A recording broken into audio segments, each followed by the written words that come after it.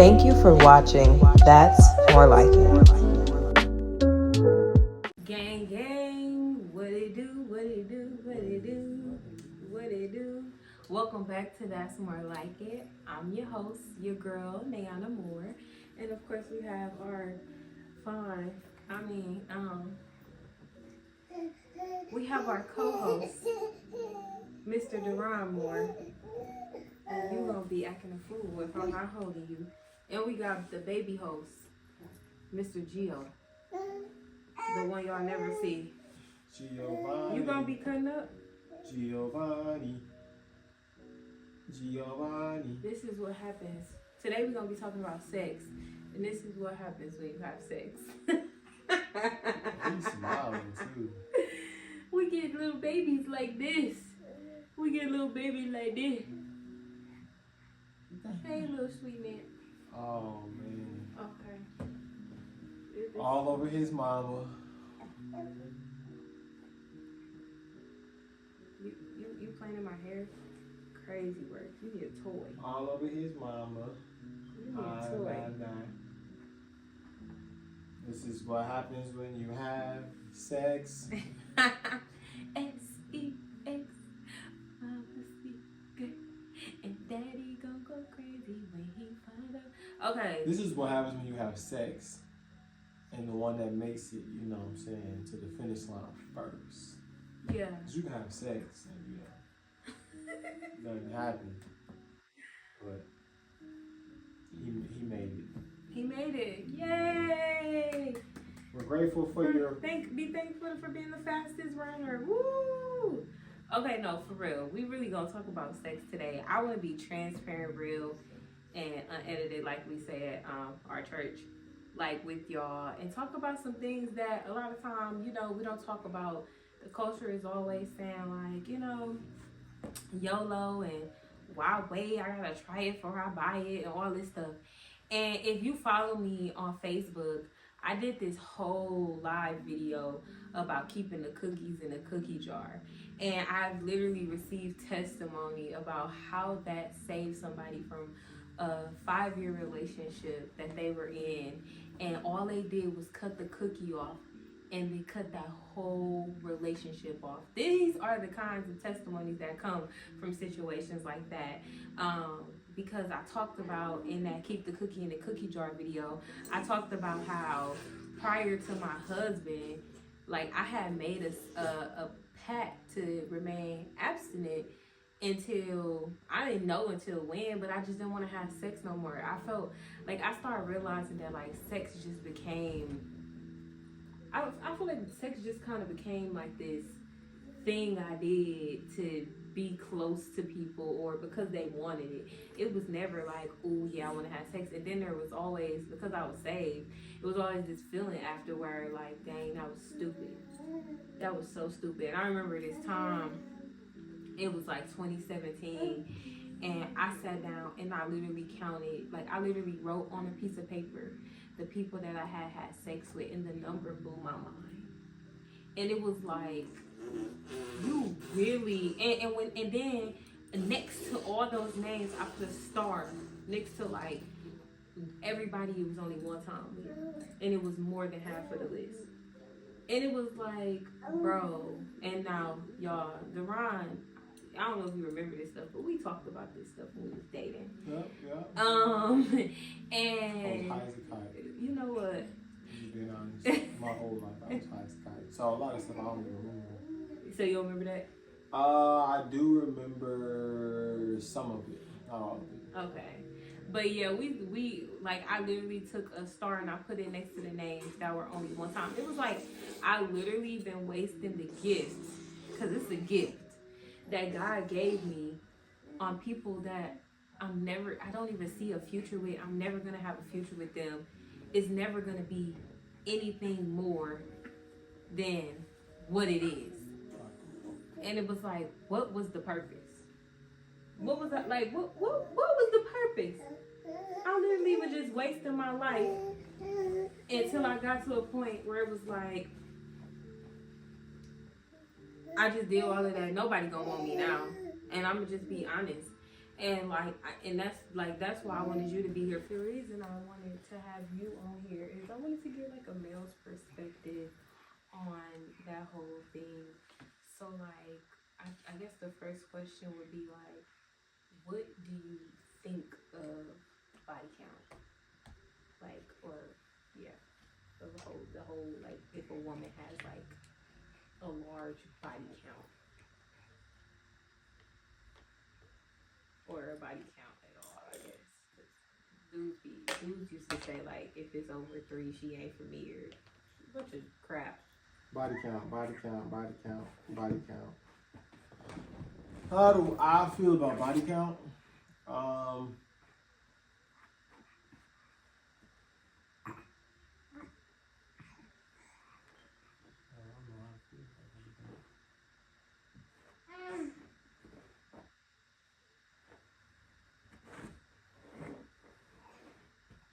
I mean, okay, so when I told you, like, oh, this is like how many people I've been with, or I don't even think I gave you like an exact number or anything, but what did it make you think of me?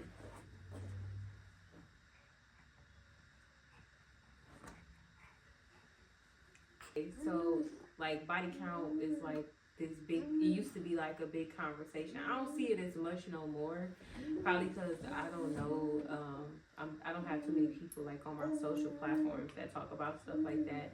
But it used to be a big thing, like, oh, if she over that, she ain't for me, and women shouldn't have this many, and da da da da. So like when I told you about like, you know, my sexual endeavors or whatever you want to call it, like what did it make you think of me? I thought very low. Very low. I think at that point in my life, I know they weren't good thoughts. I mean, if I'm being honest, you know.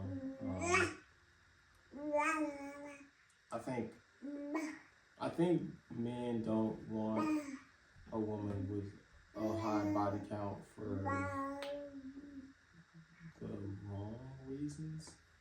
So I think at that point, like in my life, you know, I think I was probably in the whole headspace of like, man, like she is easygoing, and you know, she is for the streets, as everybody likes to say. You know, all the stereotypes and the things that people attach to, you know, women who got big body counts. But now I have a different perspective on it. I think body counts, I think I try not to be like over like spiritual or religious, but I think whenever I hear somebody who has a large body count, I just think in my mind, you just have a lot of soul ties. You just got a lot of soul ties to you. And so, to me, it's like, then I didn't think this way then. I think then it was like, you know, you just had sex with a lot of people. It never really occurred to me, or I never really took it upon myself to like maybe like look into like what that might mean. But now it's more like, well, if we were to get married, and not just me and you, like if I'm a man and I'm dating a woman and maybe she's had a large body count, and I say had because then, you know, maybe she gave her life to Christ, you know, behold all things have passed away, behold all things are new. Then it's the old her. It's not who she is anymore. It was her old self. I think that once you get married, if you haven't dealt with the traumas and other things beforehand, then those are things that are going to come up in your marriage. So I think body counts are really more so soul ties, honestly. That's what I think. But I think, yeah, at that time when you told me, I was like, oh man, you know. So I think my question is then if body counts like they really do matter, especially if it's a large amount, for two reasons. Like you said, one, it makes you seem more like not as valuable, and two, it's the soul ties that comes with it.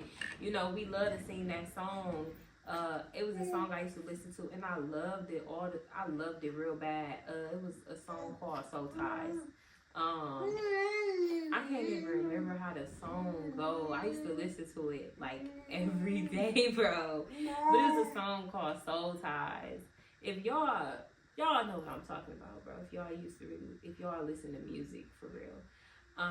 But it was kind of like this thing where people hyped it up and made it seem like a good thing. But Soul Ties is really serious. Like, bro, you literally are connecting yourself spiritually with this person. And if you having sex with multiple people, now you're connecting yourself with all these different people. And so you getting pieces of them and pieces of them and pieces of them. And so just know, like, I wanted to start off with me because I don't want nobody to think that, like, we having this conversation and, oh, you married and you saved. Yeah, but I wasn't always married or saved. I mean, okay, I was saved. But I wasn't always married. And I wasn't always acting saved. I was not living a life pleasing to God whatsoever. I was out here for real. And I know, and I wanted to talk about it because another thing that I know is that I really was looking for love. I really was looking for love, and I feel like the only place I would receive it is in the arms of a man. And when I was having sex with a man is when I felt closest to him. Because 9 times out of 10, I wasn't getting no hugs, I wasn't getting no kisses or nothing like that until it came to a sexual encounter. And I think a lot of times we don't realize how deep it is. We're just doing it. We're just going. We're just living. And culture makes it seem normal. And culture makes it seem like, oh, this is the cool thing to do. This what we doing. You know, even, you know, when I lost my virginity, that it started bad. I was set up. Even losing my virginity, I was set up. I had never even been touched until 2 weeks before I lost my virginity. I had never been touched down there or anything. I really was saving myself for my husband when I was 17 years old. And then I stopped going to church and the enemy snatched me up quick.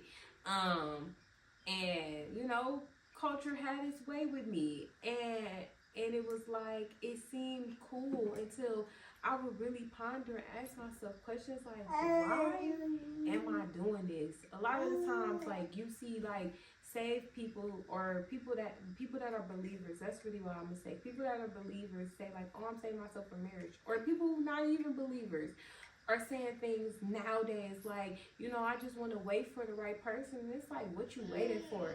I remember when I was finna get married to Deron, somebody literally was like, but you so young, you got a life to live. What I still gotta see? What is there? There's nothing out here. There's nothing out here, bro. And like, we really been playing games for a long time. Just playing games. Oh, I'm gonna mess with you, and I'm gonna mess with him, and I'm gonna play around with you. And now girls want to act like, you know, or women, we want to act like we cool with this, and we really not. Deep down, you know you're not cool with the life that you are accustomed to. Deep down, I really wanted to be somebody's wife. Deep down, I really wanted somebody to love me. And I was acting like, oh, I got the bros, da da da da da. And it just was a lie, bro. It really was a lie. But I did want to ask you something. So what was it that made you change your mind? But what was it that made you be like, okay, you know what? She really not a bad person. Like, what was it that made you see me differently? Jesus. It was Jesus. It had to be. What did Jesus show you? You gotta be able to give somebody like some actual words to that. It was Jesus, man. Jesus was the one who helped me. I mean, I've talked about, like, you know, how I've seen you. I've seen you in the past. But I had made this decision in my mind way before that, way before 2020. I just think, I believe Jesus did something to my heart at some point. Or I really want to say it was God that did something to my heart through Jesus, through me wanting to know him. And really just actually have a relationship with him. Like knowing Jesus, having a relationship with him.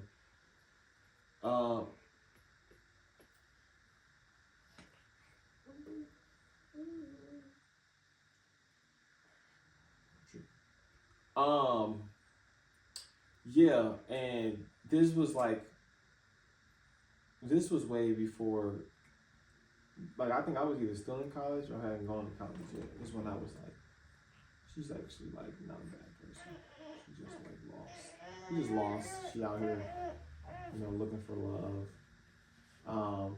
And I think it's a heart posture thing too. Like I would think that about women that I've known, or maybe I've like gotten some inside scoop on like, like they be out here, like they be, they out here for the streets. And I would think that, and then right after that I'd be like, but you gotta give grace, and you gotta show mercy and show love. I think the difference with you though was like you were somebody that I was like potentially trying to date. Yeah. So like, yeah, I can't go into dating somebody knowing like their body count is extremely high and kind of keep that like hovering over my head. So I think I was forced in a way to just change how I thought about it. And yeah, man. I mean, it's really sometimes hard to put in words, but I think. I think you maybe ain't just thought about it, because I'm telling you, it was something that, because even like as I believe it really was Jesus, but Jesus usually gives us some kind of revelation to give us like to help us understand some stuff. Oh, my bad.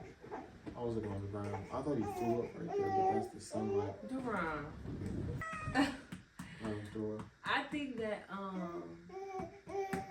I know that like yes it was Jesus, but just like Jesus was the one to change me from having sex, he had to show me why.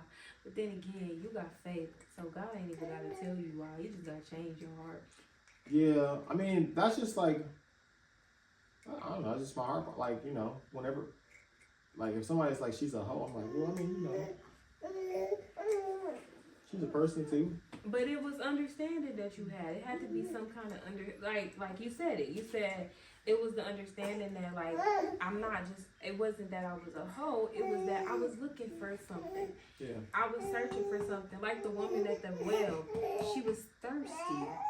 Like she just came for water, and Jesus was like, "Ask for living water, and you would never thirst again." She like, "I want some of that."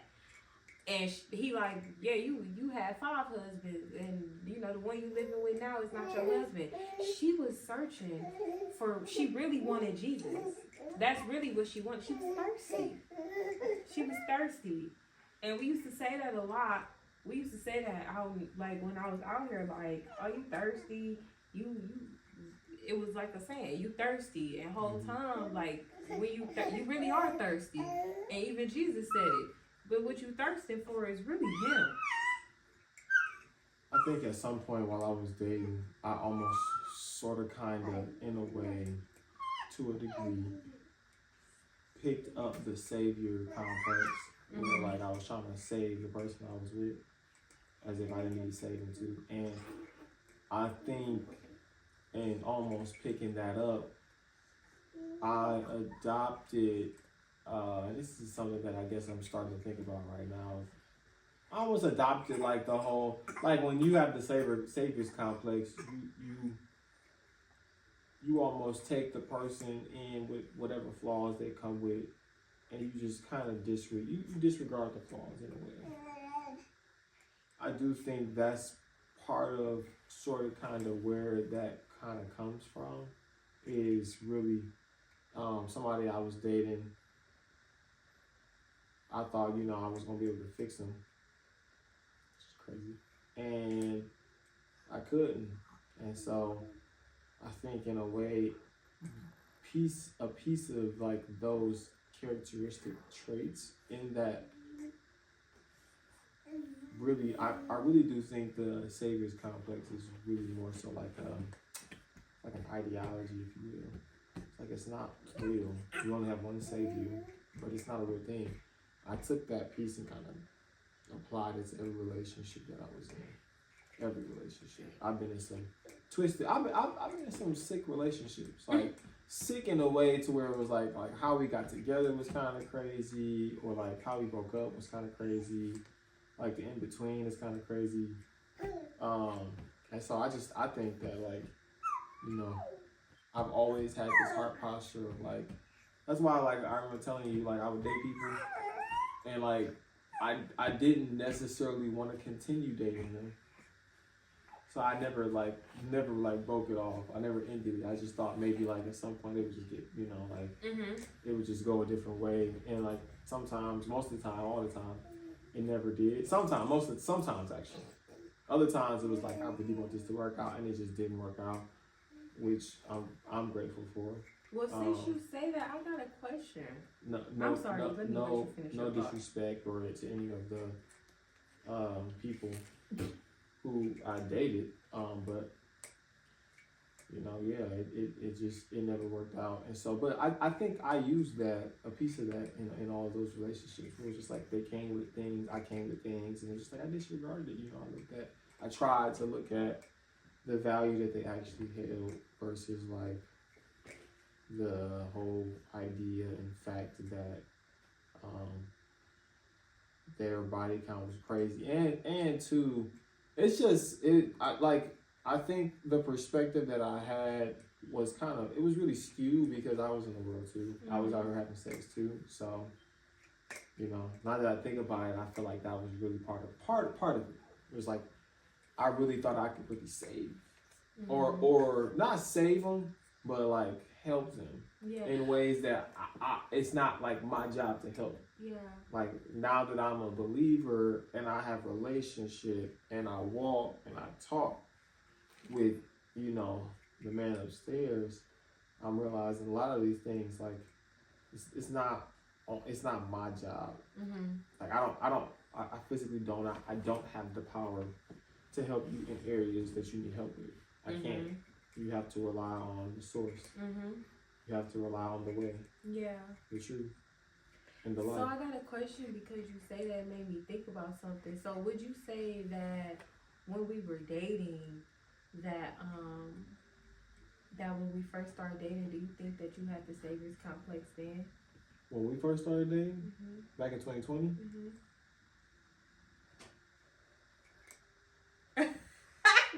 What is that?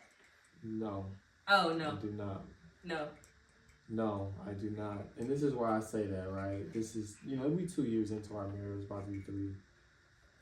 You knew everything. You knew stuff about me. You was telling me things about myself I didn't know. And I did not like that. You used to tell me, like, do you realize you this? And do you? Like, no, I don't. Why do you, what are you talking about? You don't even know what you're talking about. Like, I didn't have that with you. And it was weird because even to this day, you still have like this therapeutic, like counseling, like heart posture where like, you're not necessarily trying to fix things, but you pay attention. Yeah. And I think at first it bothered me how much attention you paid. Like you paid too much attention. No, I didn't have have that with you. You didn't. I didn't need to be fixed. You just did. You didn't like. I mean, we definitely needed to be fixed because when we met each other, we weren't walking the way that we needed to be. Yeah. We weren't in a true relationship. I think it was just you were aware. You were aware of the flaws that you had, and you were self-aware of the things that you and I think that's where it starts, self-awareness. So somebody who knows what they struggle with can obviously attack it at the root. But if you don't know what you struggle with, then it's kind of hard to attack something. And so I think for you, you struggle with things, or I wouldn't say you struggle with things. I didn't mean to say that. You knew things that you struggled with, and so it was always an area where you either were intentionally like getting better at, or you just to me at that point, like you had already mastered. And so yeah, it really wasn't savior's complex with you. I came into it and I thought I knew you, but I didn't. Even knowing you for 12 plus years, it wasn't until we started dating when I really knew you. But you had knew yourself more than I had knew myself. And so you were able to point things out to me and show me things that at that point in my life, I wasn't ready to receive. I don't want to know that. I do struggle with that, but why are you pointing it out? And that was, that was really just, that was all on me. I don't think anything being pointed out to someone, especially somebody you're dating, is a bad thing. I think it was just more so like work that needed to be done in me. Yeah. That I didn't want to succumb to or be honest about, transparent about. I didn't want to know those things. And I didn't want to know them coming from you. I don't know why. I just didn't. I was just making the exact same face. I just didn't. So I didn't have it with you. I didn't have it, and I will say that I didn't have it in all relationships either. It was just select. Yeah. I also didn't have a lot of relationships either. Like if we give a context, what's up? Yeah, you faking. Yeah. You faking. It's gonna be the realest episode of this podcast we ever had.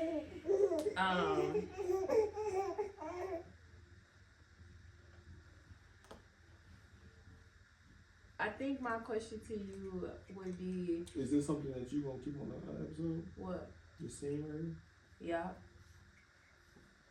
As long as he drinking, ain't no boob showing up. Oh, okay. I don't care. But so I think my question would be, do you think that there's a double standard when it comes to like sexual endeavors, like men versus women? Because I always hear like, yeah, women's value is degraded when they have sex with multiple people, and I don't even want to say a lot because that's not even what this episode's about. It's not about body count, but like that they had sex with people, and versus men are praised for having sex with a lot of people or with people at all. It's kind of like a bad thing if you don't have sex with nobody as a man. So do you think there's like a double standard, and did you ever experience it? I definitely do think there's a double standard.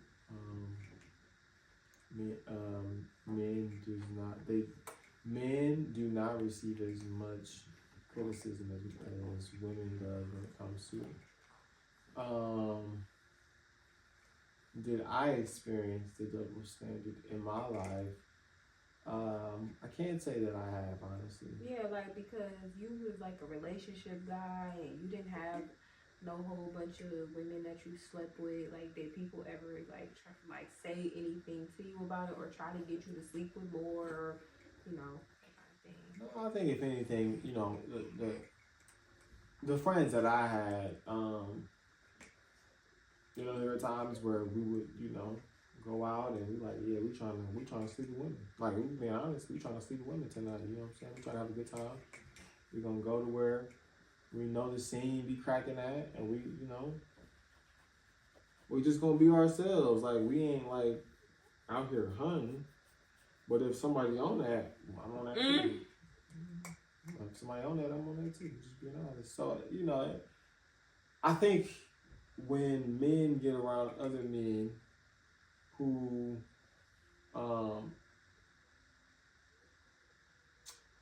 find it fun to, you know, just go hang out, have a good time, and just bring women back, you know, to their houses or whatever the case may be. I think it's in a way glorified amongst other men friends groups to do that type of stuff. Whereas, like, you know, with women, you know, you guys are like, the way I see it in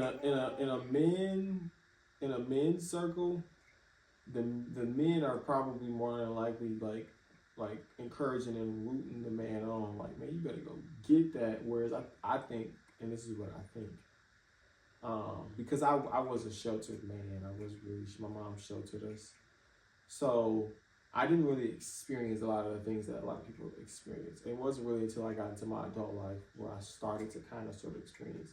But in my mind, in the women's group, I would think that the women are encouraging the other women either not to, or to make sure that, like, you know, the T's are crossed and the I's are dotted when it comes to sleeping with women. Nope, it's the same. Like, and that's what's like, I like, I haven't been in, you know, female circles long enough to know, like, what type of conversations happen. But I would assume, like, in a females group, right? Like, do he got money? There we go. That's it. That's the number one question. You know, do he got money? Right? Like, do he? Whereas, like, in a man's group, she just gotta have that on her. You just gotta look good. That's it. We don't care about if you got money or not. We don't care if you sleep with your mama at your mama's house. We don't care if you're not in school, if you didn't get no high school diploma, no GED. We don't care about none of that. Do you got 2 legs? Do you got a coochie? Is you on that? That, I'm being honest. Like, go tear that up, because, you know, it might be a one night thing. It might be something that turn into, like, whatever, I'm on that, let me hit you up. Like, whereas, like, women, they're like, if he don't got that, I'm not on that. Like, if he don't got money, what can you offer me? Yeah. And there are times where I know women will get to a point where they're like, you know what, he ain't got no money, but he kind of cute. I'm finna, like, and if your girl is not like, yeah, girl, well, I mean, I'll be doing the same thing. They're not on that, right? So I think the standards for a man might be a little lower, depending on what we're basing these standards off of, than they are for a woman. A woman is like, yeah, he gotta have money, and he gotta have a car at least. We being real generic too, like real generic. We talking based on, like, the most popular thing in culture, like, because some people, like, if you a high commodity man, you may want a woman that got her own this and on that and da da da, and she gotta have all of this stuff. But if you're just a regular everyday man, is what he more so referring to. And if you're just a regular woman, you know, is what, because I've even seen girls, I ain't gonna lie to you, money don't even, like, to some people, especially if they ain't got good friends, money's not even a factor. Women think that they could fix men. Women think that they could go and get the man and put him on and get him some money and teach him how to get some money, buy him some new clothes. Like, we really got women that's out here raising men. And I talked to one of my clients, and she's older, and she was like, listen, I ain't doing that no more. She said, I've been there, done that, not doing it. She said, and she was like, and I was willing to. She was like, but the person don't even want it for themselves. She said, I'm not finna help you get on, and you don't even want it. And I just see that a lot. And it's like sometimes we get stuck in relationships like that because of the topic at hand. Because we busted it open, bro. And I was more so just referring to, like, I was more so talking about, like, I guess one night stands. Like, I'm just trying to, you know what I'm saying? Because if I'm thinking about, like, if I'm thinking about your body count, which is not what this is about, it's more, it is about sex, but I guess it ties into it. Your body count gotta be, if your body count is super high, it's, to me, most likely it's because you had a whole lot of one night stands. If you didn't been in 30 relationships, which is usually not the case, which is crazy, I'm like, or even 15. If you've been in 15 relationships in a 10-year, 5-year span, I'm not judging. I'm just asking, what are we doing? What's wrong? What's wrong? For real. Like, what's up? And I think Like- a harsh reality too that sometimes we as women don't like to accept is that we're attracting a kind of man for a reason. It's like, why am I always ending up with men like this? Why are you always allowing men like that to be what you go for, or to be what you accept? And my daddy told me something years ago. He said,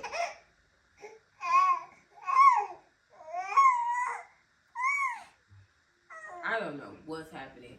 But my daddy, he told me, he said if you loved yourself, you wouldn't. He said you wouldn't. If you liked yourself, you wouldn't allow this like certain stuff to happen to you, and you wouldn't go after the men that you go after. He said you should be the one picking, not the one being chose. And I'm like, that don't make sense, because you think, okay, he who finds a wife finds a good thing. Yes, that's very true. But you shouldn't be picking every man that pick you. Just because he chose you don't mean that you gotta go for him. And I think that was something that I really had to realize. Like, it was that, and then something you said to me, and it was just different things. Like, it was different seeds planted. But that was a big fat seed that my dad planted in me, to be like, just because he trying to get you don't mean that you have to go for him. Or, you know what, he want me, I'm gonna give him a chance. You don't even like him. He don't even got what you want. You just like, it's desperation. It's desperation at its finest. It's desperation. I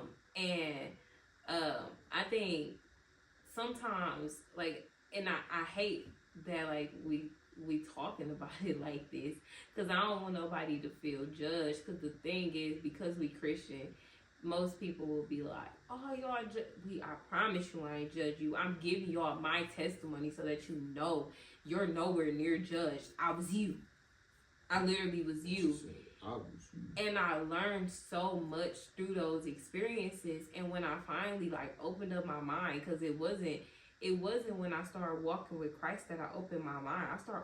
I opened up my mind and realized what I was doing pre-Christ. Before I was with Duran, before this walk and everything, it was when I got to a point where I was like, I don't like this. I don't like how I'm living. I'm not getting what it is that I want out of this. I'm just leaving with what our mamas used to say. I'm leaving with, all he giving me is a wet A. I can't cuss. But a wet booty.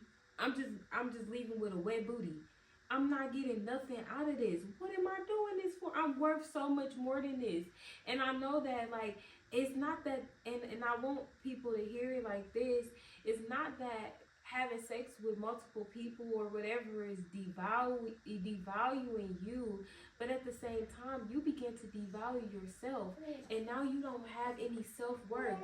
And you got these girls that be like, well, I value myself, I look good, I da-da-da-da-da. No, you don't. If you valued yourself, you will hold yourself at a higher standard, at the standard that you deserve. You wouldn't be just receiving any and everybody, letting any and everybody into you, bro. You won't even let any and everybody into your house, but you will let any and everybody into your body. Like, these are the real conversations that a lot of people just are not ready to have, bro. It be and then it's not even just that. Say you do got a boyfriend, he don't need it either. Let's be real. Duran told me before. He said, I value. Giovanni talking a whole lot. You clearly got a lot to say too. But he told me, he said, I valued you a lot less once I got your body. And let me tell y'all something. I felt like my body was all I had to offer because I didn't value myself. And let me tell you how I know that this is true. Because even when it came to me being with him, Duran never asked me for no coochie. Duran never was like, come on, let's do this. Duran came over, we played games. He was gonna sleep on the couch, but he also think he knew that was gonna make me invite him to hit my bed. But hey, hold on. What? He was gonna gonna sleep on the couch. And I went in the living room and I said, what you doing in here? And he was like, well, I'm chilling. What you been? I was gonna make you invite me in there. Because I feel like that was some kind of reverse psychology or something. You know, you got the cousins with the game. What happens in your brain, bro? How though? Reverse psychology. That was reverse psychology. You really it might have been at that point in my life. I thought I was okay. I think it was, and I think it was me trying to be nice. Like let me. It was like, let me do the right thing and sleep on the couch. And then be like, you know, maybe she might invite me back there. But if she don't, like, at least she know, like, I'm a good person. Yeah. It's, you know, like. And him being a good person made me want to do it even more. But I literally went in the living room and I'm like, what you doing in here? He like, what? I'm chilling. I'm gonna sleep out here. I'm like, no, come in my room. You can come in my room. And I really feel like Duran never would have even tried. He never would have even tried to have sex with me had I not thought that was all I had to offer, bro. Like, I really thought that I didn't have anything else. I had really low self-esteem. And when I tell y'all, I was at the finest part. Like, I looked good every single day. Like, I looked really good at that time. But I thought that I didn't have nothing. I didn't have my own house. I didn't have no car. I had a business, and business was going really well at the time. And I had a job. And so I had some money. But I spent all my money on drugs and liquor. And I was getting thrown every day.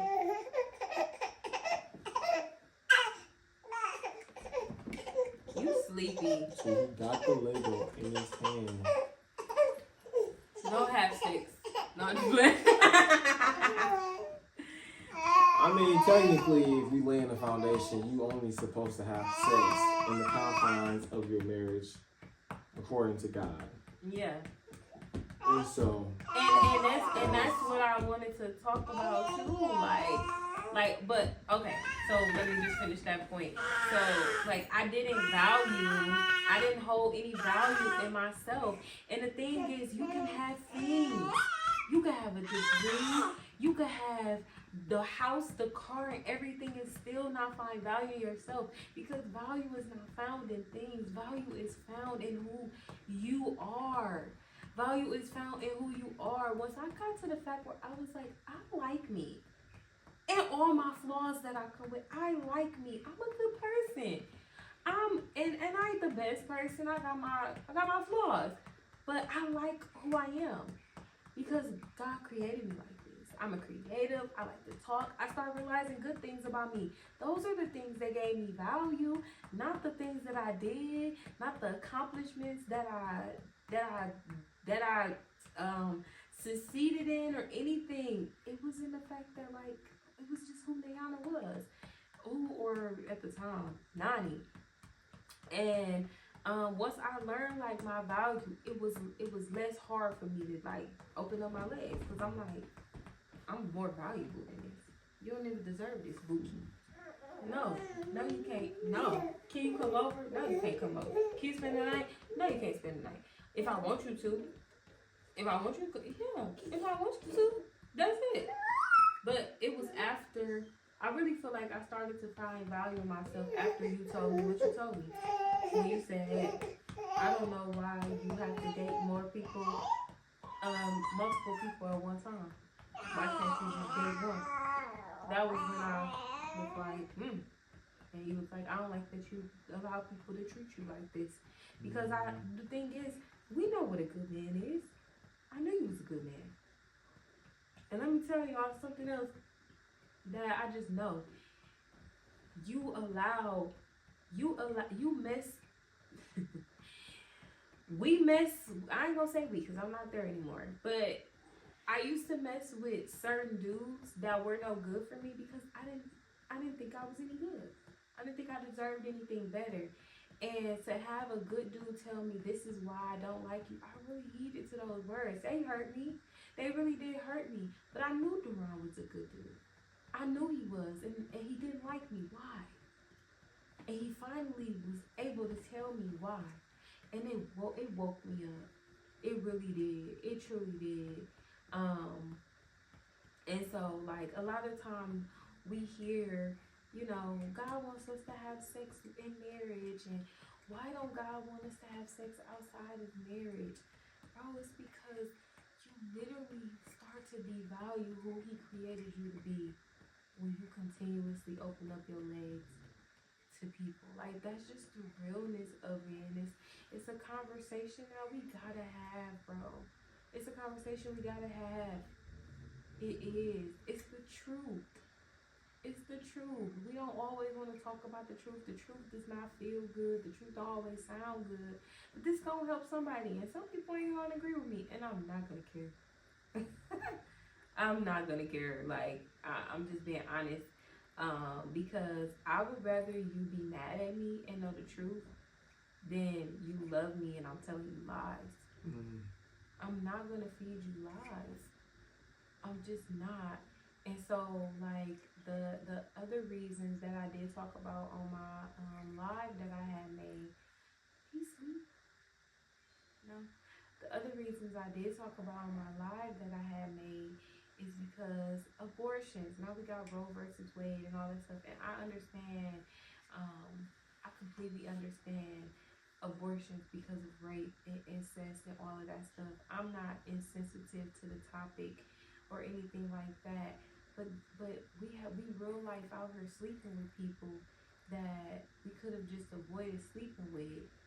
And then we like, I gotta get an abortion because he ain't gonna take care of the baby. Why not just not sleep with them in the first place? Why just not be careful with the way that we move in the first place so that we don't even have to get to that point? And I'm not saying this because I don't like abortion. I hate what it do to people. I hate the way I see women react after they get an abortion. They be messed up. Not just physically, but mentally and emotionally. They literally just took a human's life. And not half the girls I see that do it, they don't even believe in that. Their hearts are freaking broken because they just killed their baby and they wanted their baby. But they know that they don't want to go through raising the baby alone. Why not just be careful in the first place? Be thoughtful in the first place. And wait until you do get married. And I'm not saying it's easy because it ain't. We was having sex before we started following Christ. And then once we started following Christ, we stopped having sex. That wasn't easy. It wasn't easy to keep. It was easy at first. I ain't gonna lie. At first, it was super easy. And then, I don't know, it just got to this point where it was like, I want to rip your clothes off.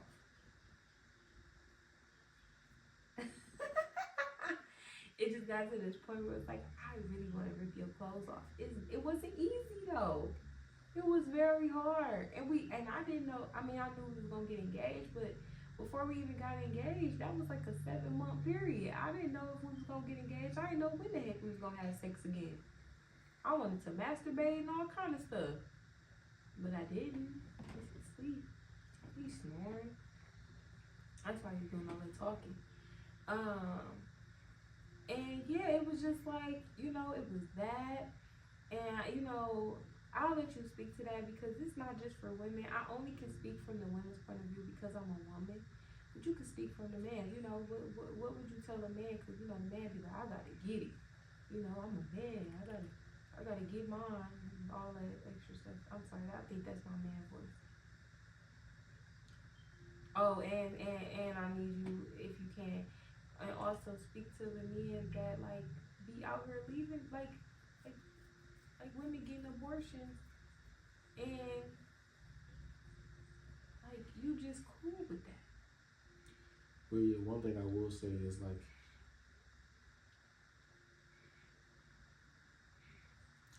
so I'll speak to what I think on the first thing you said, which is a man, feeling like they gotta get theirs. It's a different beast in 2024. I've been married now for not a long time. Feels like a while. Feels like a long time, but it's not a long time. But I've been married And 2024, the kids looking like adults, the adults looking like kids to some extent, the adults also looking like grown-ups. You know what I mean? They look like they in their 50s and 60s. You know what? So it's like, how do you, like, if you're gonna be out here, which I'm not like advocating or saying you should, how do you like use discernment to tell whether or not a person is actually like being honest with you?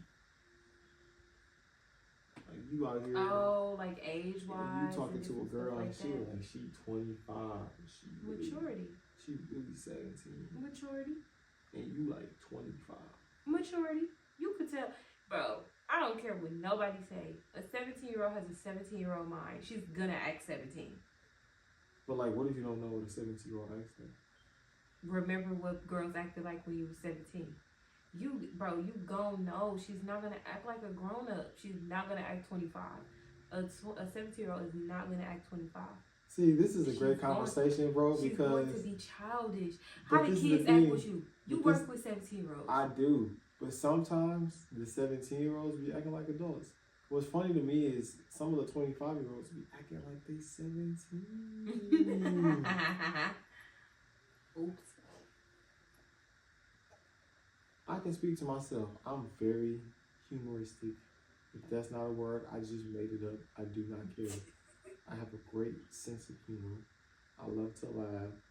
To some people, I play a lot. All right? That may be the truth. It may be their truth. But if it's their truth, it's not the truth. Because the truth is a person. All right? You with me? There are times where I have to turn it off, though. There are people who are in their 20s who act like 17, 15, 16, 19, 18-year-olds. At moments. I ain't gonna lie to you. Now, that's the thing. That's what I'm saying is like, I feel like it would be challenging in today's time to, if you're not around that person all the time, to be able to really be like, because I went through that. I was bamboozled. Yeah. So what does that say about me? But you wasn't bamboozled, like, bro. Y'all was basically the same age. She just was like 2 years younger than you. Which is a problem, because if I'm 18 and you 16, gang. But that's not the same, because an 18-year-old male and a 16-year-old female pretty much got the same mind.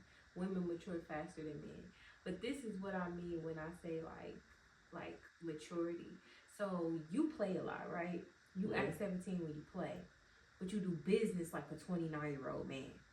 But what if I've never done business with you or been around you when you did business? Like you Bro, know you that. gotta ask some kind of question. Ain't no way you just around this person and y'all just only kicking it. Y'all gonna have some kind of conversation about something real. I would hope so. You would hope so.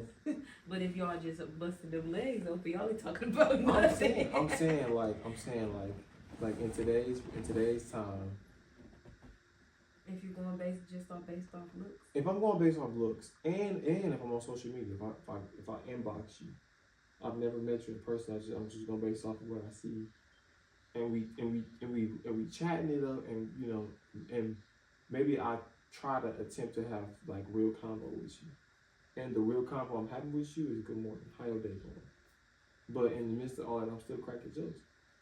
It's I think it's tougher now than it was when I was in high school, as far as like dating people and reaching out to people online dating.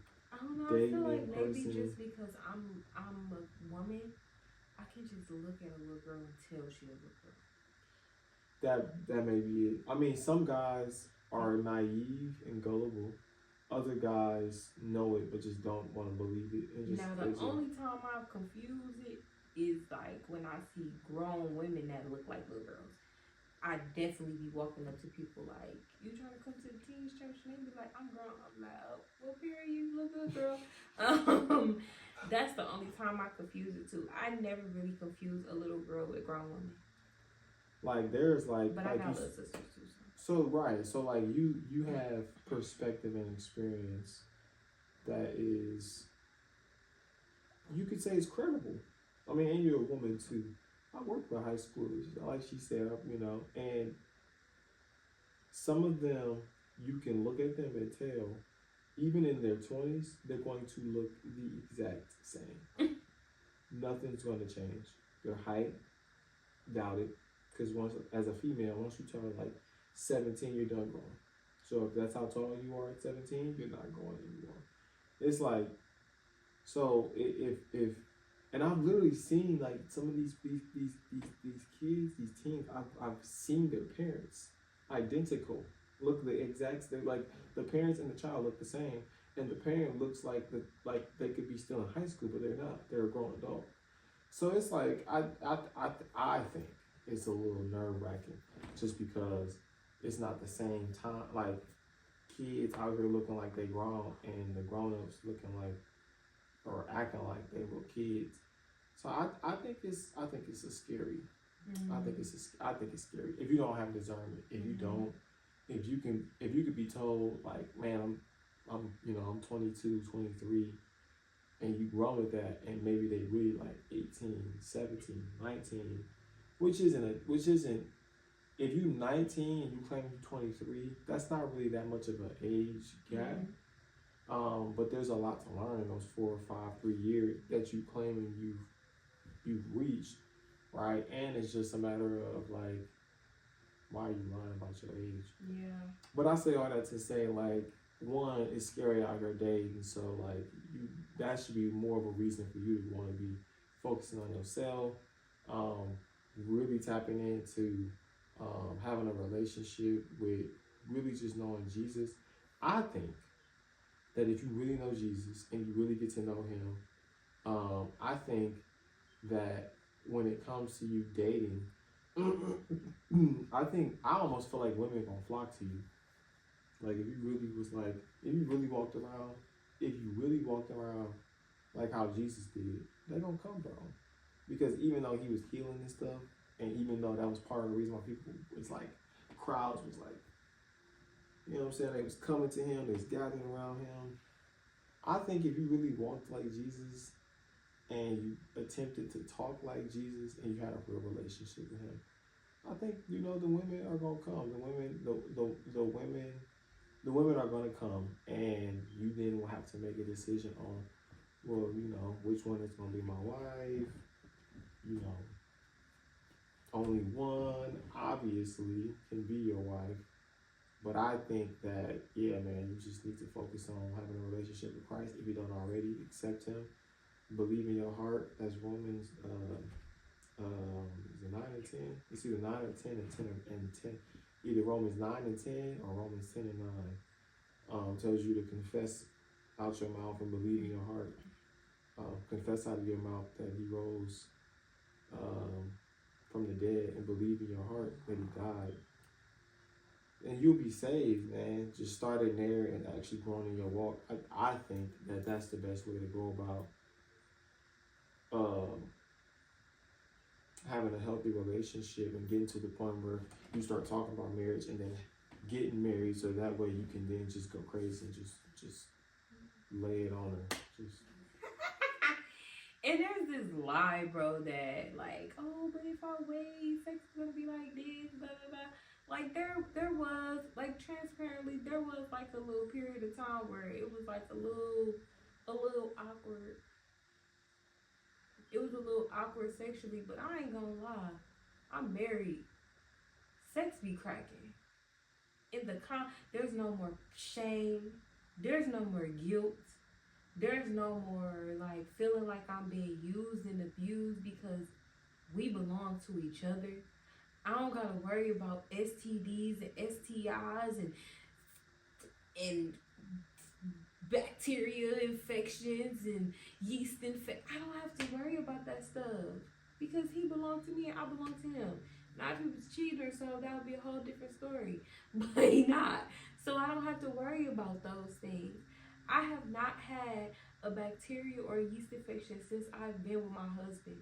And that was before when we was having sex, when we first started dating, I did not have anything. I used to, when I was out here doing my whatever, I would have bacterial vaginosis and yeast infection back to back to back to back to back to back. Why? Who want to live like That's that? crazy, bro. That's absolutely insane. I literally was convinced. Y'all gotta cherish this vulnerability because I wouldn't be telling nobody that. It's so far in my past, I could care less. But I'm learning to be vulnerable like her. I literally would think that this is how my body is, and I'm just prone to getting these. I'm just never gonna get off medication. And it was like I would get the medication for bacterial vaginosis, and bacterial vaginosis medication gave me yeast infection. So then I would have to go back and get the yeast infection. Sometimes I would then have to deal with smells and all. Who wanna go through all of that? To have sex and I don't even want to? Are you serious? Are you serious? And I didn't want to do it in the first place. Can't be serious. Like, you can't be serious, bro. All of that. Just to do it. All of that when I could have just avoided and listened to what God commanded in the first place. Yeah. It's gonna be hard.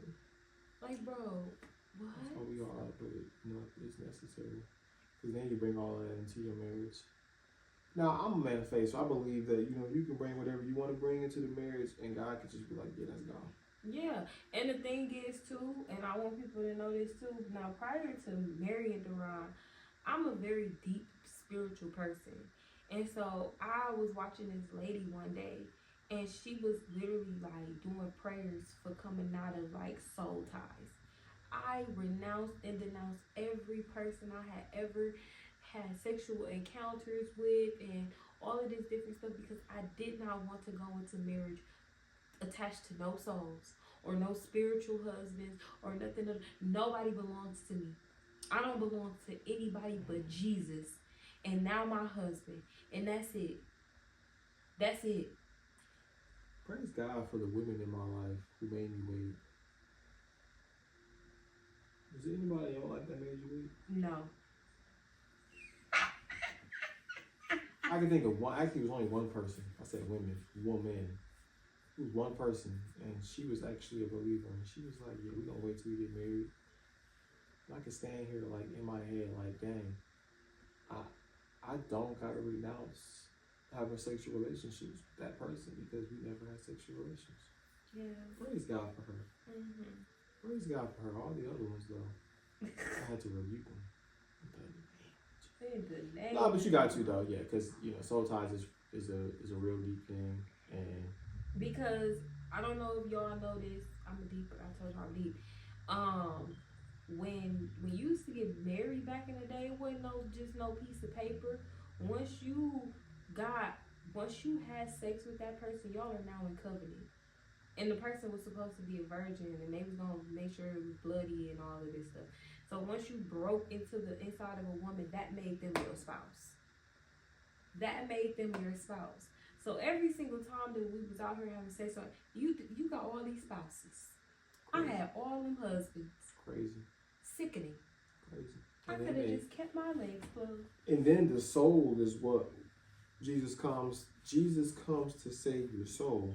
So if your soul is tormented, or if your soul is depressed, or if your soul is oppressed, or if your soul is on fire, which is just another way of saying it is in deep anguish. If my soul is depressed and your soul maybe has been oppressed, and we bring our souls together and now our souls is tied, now my soul is depressed and oppressed. And then I go and have sex with somebody else, and they soul struggles with trauma and having unresolved trauma in it, and I have sex with them, and now my soul struggles with depression, oppression, and trauma, and so on and so forth. I mean, you can think of all the things that the soul just needs to be saved from. And so whenever you have sex with somebody outside of, marriage, that's all you're doing. Your soul is just I've been feeling the Holy Ghost as we've been talking, man. That's why they Listen. call it soul tie. Our souls are tied. And your soul is what needs to be saved. Your spirit is what God sent the Holy Spirit to speak through or speak to when He's speaking to you. It's your soul, man. Your soul is what really needs to be cleansed out. And so that's why it's important that you wait, you run. Who's that, Joseph? Mm-hmm. Just run. Flee sexual immorality. Just run. If there's been videos, run. Just And run away.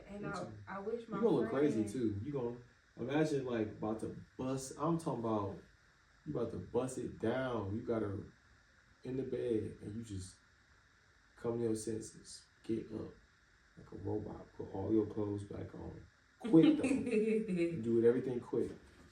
And you just, I'm sorry, I can't do this. Open the door and run off. And you would look crazy. Like, what is wrong with this Negro? And she might call you all kind of stuff. He weird. I was finna let him do me crazy. I was finna go in doggy mode. Do it anyway. I feel the Holy Spirit, bro. I was finna do it. I just feel chill. He was finna put my leg up. We was finna try something new. Just try new with your husband, man. Try new with your husband. I'm telling you, it's so much better being on the other side and looking. This morning, I was just so thankful. I thought about all the times I could have died and all of the things I experienced. And I was walking through the house and I literally just like started crying because I'm like, God, you really, like I woke up thankful. Like, God, you saved me from so much. So much could have happened to me. I never got pregnant. I never had to experience an abortion. Thank you, Jesus. I did take Plan B pills, and I'm starting to hear that is like abortion. So I repent for that. But like there's things that I was saved from, and you may have gone through some things and all of this stuff, but you're not beyond repair, and it's not too late to start living. To start changing the way that you are. The moment I came into agreement with I am valuable, he came. Like the moment I was like, you know what, and I'm not saying that so that you think that your husband gonna come the moment you start acting right. But so that when he does come, you're okay. You're not holding on to no soul ties, you're not holding on to men and people that's not supposed to be in your life, that you like. There's so much damage that comes with having sex, and we like to act like it's just cool, bro. It's not. Like, it's not cool. And you could save yourself so much damage and trauma if you just waited. And to say, oh, well, if I wait, what if, like, my husband don't come for 10 years? What if he come in 2 days? You don't know. Give it a try. You don't know. You have no idea. It's worth the try. At least to try. I wish my friend could have came and told her testimony, but when she literally called me one day and was like, because I deleted that whole live, because I'm like, I didn't even talk about Jesus or nothing. And I did talk about Jesus, just not a whole lot. But she called me and was like, bro, yo, live really blessed me. I'm finna start closing my legs. And the thing is, when you start doing this as a woman, you'll begin to see men's true colors. And men will leave you, and that's okay. Be okay with that. And she called me and she was like, I did it. And oh, he revealed his true colors. And now I see that that's like the most important thing to him. And now she done moved out and she living her life. Like, and this all happened within a span like of a month or two. Like, it don't take a long time.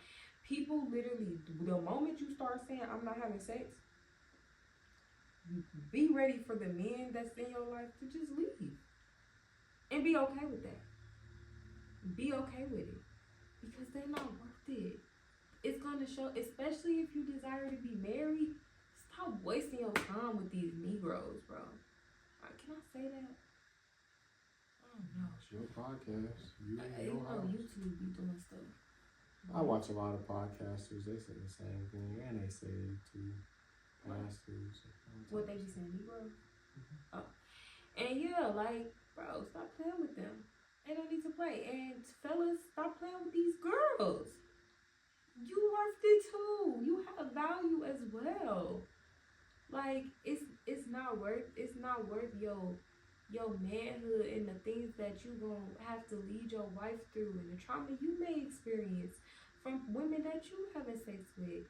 I don't know if Duran can speak to that. He can speak to the male perspective, but ladies, like, you're worth so much more. You're so much more valuable than what it is that you receive and accept when you have sex. Sex really does something to the mind where it begins to cloud your judgment, bro. It like put these blinders on your eyes, and then when you leave a relationship, you be like, I don't know, what was wrong with me? He was busting it open. That's what it was. Or she was busting it open, because I know we probably got girls on here who like girls. I don't know. But that's what it was. You was just a little blind. Yeah, you know, we living in a different time. I'm sorry, y'all. I'm over here. Yeah. I'm glad that you are inclusive. Thank you for your inclusivity. I don't know if that's a word. I'm making up words today. Yeah. I do not care. If I can speak to the man's perspective of that, yeah, I mean, I think what can happen is once you get married, then you would have had already created like this ideology of how sex is supposed to go, I think, based on like the sex partners you might have had in the past. And so I know for me, it was a struggle, and it still is. Learning how to have sex. I think as people, we have to actually learn how to have sex. You know, what does the partner like? What does the partner want right out of it? How do you do it? How do you get into it? I'm starting to believe that all women, and this may be a stretch. This may be a stretch. I'm starting to believe that all women are not like the women we see in the pornos and stuff, where they just ready, and it's like ain't nothing that's happened prior to. It's just take your clothes off, we get straight to it. The pornos, man, that's why they're dangerous. That's why we shouldn't watch them, because they create these fantasies in your head. I didn't watch a lot of porno, if I'm being honest. Like, I wasn't like addicted to it or nothing. It wasn't like something that like raised me. You know, I had my seasons, and it was plural. I had my seasons where I did watch porno, or I watched porn.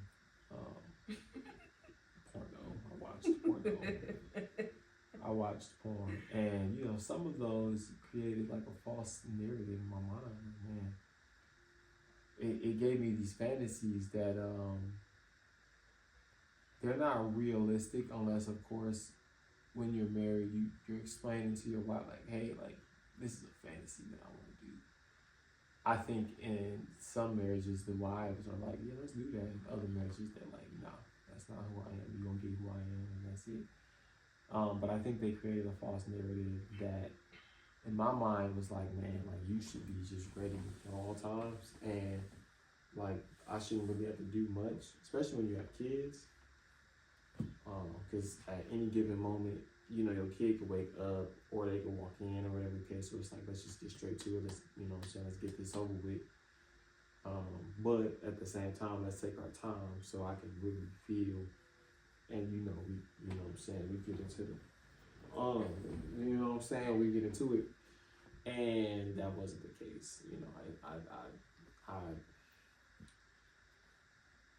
I believe that after a while, I started to have to watch videos on actually like how it's supposed to be done, right? Like both of us don't necessarily have to be in the mood. It just really takes one of us.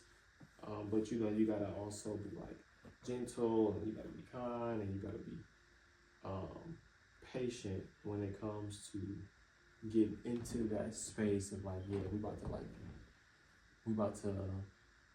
I believe having sex is like in its, excuse me, in like its most purest form. I think it's like one of the most honorable and like best ways you can like worship God, just because like marriage was created by God for us. And so I think that I believe when we're having sex, it's in a way of worship. It's like we're worshiping God. It's like one of the most purest ways you can worship God is when you're married. You know, you're having sex for obviously all the right reasons. If I'm having sex with my wife, but I'm thinking about somebody else, that's common. That's insane. That is insane, right? Yeah, like we be having like the worship instrument not on purpose. Not on purpose. Last night was on purpose. You know what? Last night was on purpose. And I don't know, it be cracking harder than playing Key Sweat. Yeah. Right. Last night was on purpose for sure. I mean, we was gonna turn the music, but we was just like, no, we can leave it on. But yeah, man. I mean, And people probably think we weird. That ain't gotta be your thing. That ain't gotta be your thing. We ain't telling you to be like us.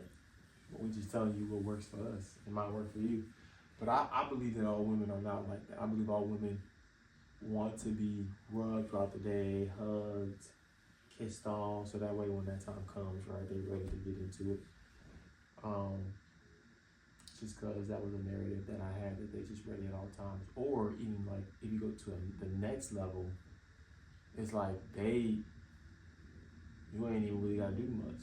Some of them might just jump on you and just get straight to it, you know. So you ain't even gotta whip it out. They whip it out for you.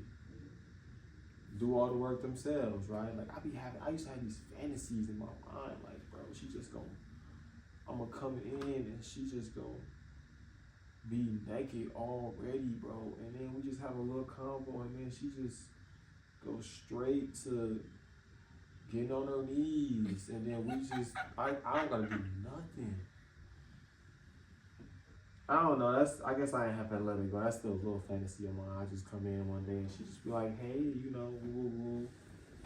Let me get our dinner made, and you know, just put me to sleep, wake me back up, feed me, put me back to sleep. Right? It's something in my head that I'm just like,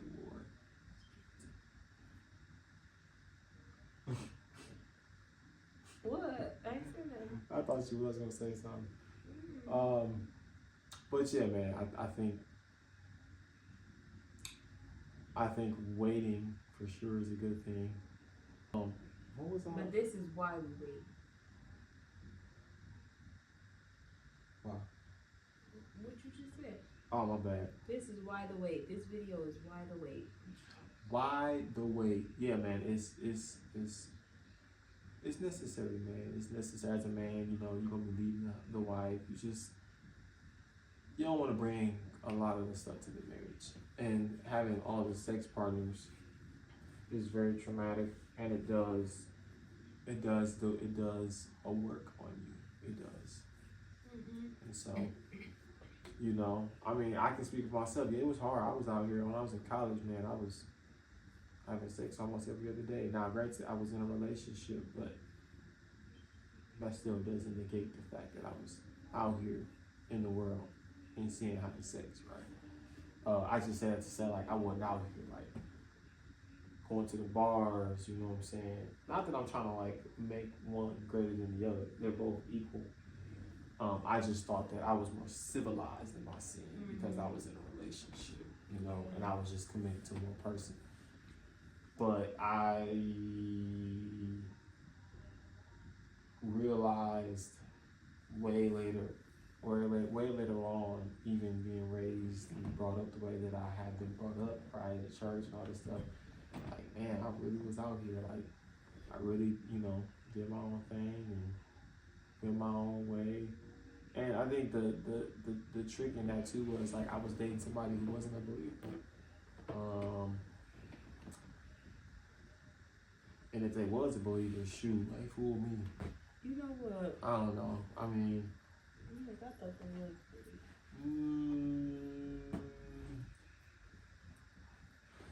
No. I don't think they was. Maybe they was. God knows our hearts. He know their heart. He know my heart. Maybe they was. But So we don't go to church. Okay, you know what? I asked you that later. look, she about to dive in. So yeah. So you know, it was easier for me to just be like, yeah, I'm gonna throw away all of the things that trying to do. My bad. I'm gonna throw away all the things that I was brought up and raised on, and just do what I want to do. And what's crazy is like it started for me at a young age. I think I had my first girlfriend at like 17, 18. 17. 18. It was actually 18. It was 18, yeah, because I remember writing on Twitter, I finally lost my virginity. Yeah, I finally lost my virginity on Twitter. I was like, yeah, I was boasting about it, crazy word. Or Facebook. It was either Facebook or Twitter. I was on the there. fact that you made a post that. I said something like, she don't even know, like I just did her dirty or something, like no condom, no nothing. I'm talking about just letting it loose. Like, do you ever think, like, man, I really was out here having unprotected sex and just letting off all my kids going on all these people and no kid came out of it. Like, for those of us who did not get the person pregnant or was not pregnant. Sounds like the grace of God. Like, do you ever sit and wonder, like, man, I used to be out here just bussing. Like, you know how you say that food is bussing? I used to be out here bussing. Bussing. I don't care what you do afterwards. It ain't gonna be nothing. It ain't gonna be with me though. It's gonna be with you. I was out here bussing, and I'm like, bro, I have no kids. Like, boasting in the fact that, like, God's grace literally did more abound. Where sin abound, grace did abound. It did way more abound. Bro. I was with somebody for almost 3 years, bussing. No kids. Listen, I deserved at least 5 kids, gang, out of wedlock. At least 5. Same. I thank God every day for His grace, because I used to be praying. I used to be like, Lord, please don't let me be pregnant by them. Please stop. Sitting there praying a prayer when I should have been closing my legs. Me coming with 5 kids and you coming with 5 kids would have been insane. It's diabolical. I don't know if I'm doing it. My kids would have been the one. Here yours would have been with them. That would have been crazy. But knowing you would have took your kids. That's just the kind of guy you are. I remember one year. You would have been different, bro. I remember one year the person I was dating, bro, did a whole. I just be hoping they never watch these. I remember one year the person I was dating did an April Fool's on me, like they was pregnant. I was counting my days, man. Like, man, how I'm gonna tell my mama that they gonna kill me. They is gonna kill me. It's like, well, you know, if I just wasn't out here going crazy the way I was, maybe I wouldn't. I knew somebody was on one of them little bikes, bro. It's like, what the heck? Yeah, I say all that to say, man, like, God's grace really, when you really sit back and reflect, like, I think this is a challenge for those of you who are watching, who really should, you know what I'm saying, consequently. I don't think kids are never a curse, because the Bible says that every good and perfect gift comes down from heaven. And kids are gifts that God gives us, and they're perfect gifts. So I don't think children are curses. I do believe that they can be consequences. Mm-hmm. And so for those who maybe have slept around in their past life or in their past, and they just are still out here like living kid free, really take the time to just. I should say we're sleeping around right now, because we don't know who watching. Just take the time to really be like, God, I deserve to be on child support. I deserve to have multiple kids. I deserve to, like, these are things I deserve. I do. Like, there's no way I'm going to be doing this and, you know, just expect no result to come out of it. It's like, and I think that's the harsh reality, and I'm really gonna like end it after this. I'm gonna end on a different one, but I think the harsh reality is that sin produces consequences. Like, and when we see the consequences, we be appalled and surprised. We do. We like, you pregnant. Like, what? Oh my God, I can't believe you this. left How it did in. that happen? Like, you didn't pull out. Like, bro. I know, though. I know. Like, you did something, and this is what you. Just like I used to be like, why I keep having BV, and because you sleeping with somebody who slept with her and then came back and slept with you and did not wash anything. That's why, Bookie. And it keeps happening. Do you think it's like I really thought it was something wrong with me? The whole time it was the sin. Like, that's crazy. That's literally crazy to experience that. And so, like, sin produces consequences. You know, just like it'd be like, oh my God, I woke up this morning, I was so thorough. Well, the consequences of drinking is drunken. Like, you was drunk and you woke up the next morning, and you know, and that's a whole conversation within itself, because a lot of times those things lead to sin. So it might be like, oh, well, drinking ain't a sin. Yeah, but if you got drunk and you slept with somebody that you would have never slept with had you been sober, and he gave you herpes or STD. You trying to tell my testimony? No, I'm just. Oh no. Ooh. Sorry, Gigi. Sorry. I mean, even for the folks who do got kids, right? He or she should always be just a reminder to you. I'm like, man, God's grace is sufficient, because you could have died in the womb, you could have died the next day after giving birth, right? Like, but they're still here, and more than that, they're a reminder to you of how God really keeps you, right? Like, especially for those who are single moms, single dads. I mean, you should never look at your kids and be like, man, I should never had you, or I should, they're here now and you gotta love them. It should be more now. So a thing of like, man, like, how do I be better? How do I be a better parent, a better mom or dad? Right? So that way, like, I don't have the same consequences. I won't say make the same mistake. Because they're not a mistake. Yeah, every like, it's just a reality. And I don't think about it enough. Like, yeah, like, I was supposed to have had kids. People look at my life and you think I lived the perfect life. I was, like I said, I was supposed to have had kids, and there were things that God just shielded me from, that I believe He's shielding you guys from, and have shielded a lot of you guys from, that we just can't take for granted. And I take it for granted year after year after year after year. And I think you guys who look at my life and think that it's perfect, it's not. It's not. It's good, but it's not perfect. There's nothing that's perfect. And there's no one that's perfect. It was only one perfect person. And He is now on the right side of the throne, all right? Advocating, interceding on our behalf at all times. He's the only one. I'm just here by the grace of God. We are just here by the grace of God. She is just here by the grace of God. You guys are here by the grace of God, man. And it's up to us to actually take moments to just recognize, like, God,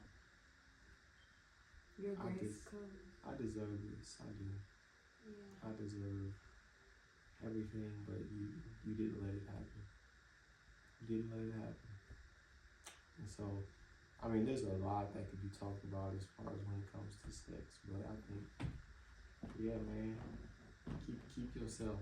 Yeah, in a culture that's lying and making everything seem beautiful and glorifying sin and glorifying things, because who I am talking to is people who are of the faith and do know these things, but you feel stuck or you feel like you can't change. I'm just here to remind you that you can. And God set a standard not so that he could put rules and regulations on you, but to keep you safe because he loves you. He truly does. He loves us so much that he literally was like, okay, listen, I know that sin is here, and I know that you are prone to make these mistakes, but just listen to me.